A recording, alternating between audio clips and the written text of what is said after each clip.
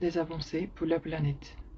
La Cour internationale de justice a rendu un avis consultatif inédit ce mercredi destiné à influencer la jurisprudence mondiale. Parmi les annonces, les États qui violent leurs obligations climatiques commettent un acte illicite et pourraient se voir réclamer des réparations par les pays les plus affectés, conclut l'institution.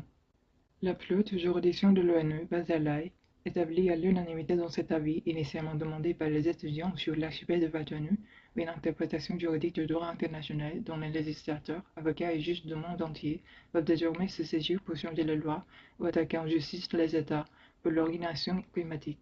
La dégradation du climat causée par les émissions de gaz à effet de serre est une menace urgente et existentielle, a rappelé le président de la Cour lors d'une lecture de 2 heures de l'avis.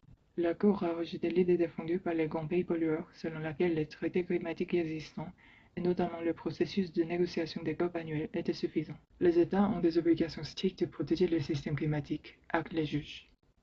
En accord avec le petit pays insulaire, la CIGE confirme que le climat devait être protégé pour les générations présentes et futures, alors que les grands pays pollueurs refusaient absolument de reconnaître légalement les droits d'individus pas encore nés. La partie la plus conséquente de l'avis et qui suscitera le plus de résistance sur les pays riches découle de ces obligations, les compensations dues aux pays ravagés par le climat. Mais la Cour place la barre haut. Un lien de causalité directe et certain doit être établi entre le fait illicite et le préjudice. Certes difficile à établir devant une juridiction, mais pas impossible pour autant, concluent les 15 juges de la CIGE.